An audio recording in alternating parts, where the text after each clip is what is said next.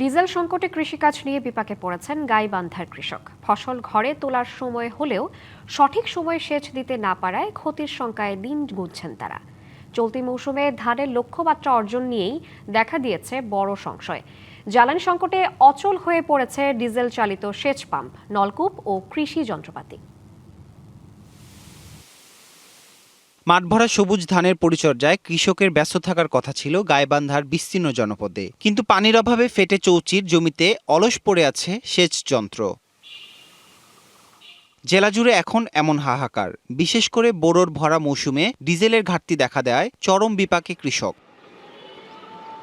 পাম্পে পাম্পে ঘুরেও মিলছে না কাঙ্ক্ষিত ডিজেল। নির্ধারিত দামের চেয়ে 50 থেকে 80 টাকা বেশি দামে ডিজেল বিক্রি হচ্ছে খোলা বাজারে। তেল নেমে যায়, ঘুরে আসে, জমি মনে করো সব শুকনো পড়ে গেছে। এখন তেল কিনতে গেলে 160, 140, 150 এরকম কেনার লাগে, তারপরও হয়রান হওয়ার লাগতেছে।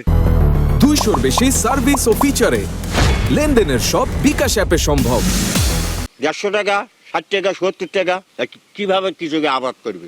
চাহিদা অনুযায়ী ডিজেল না পাওয়া এবং খোলা বাজারে বেশি দামে কিনতে বাধ্য হওয়ায় বাড়ছে উৎপাদন খরচ। আমার ডিজেল আবাদ হচ্ছে না, আমরা ডিজেল চাই।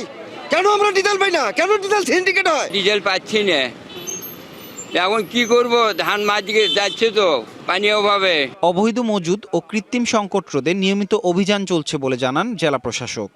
আমরা আমাদের প্রত্যেকটি ফিলিং স্টেশনে আমরা নিরাপত্তা ব্যবস্থা জোরদার করেছি। প্রতিটি ফিলিং স্টেশনে ট্যাগ অফিসার নিয়োগ করা হয়েছে। যারা অবৈধভাবে মজুদ করার জন্য যারা কাজ করছে তাদের বিরুদ্ধে আমাদের নিয়মিত অভিযান পরিচালিত হচ্ছে।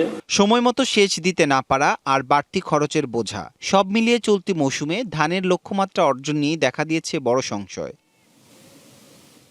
DBC news desk.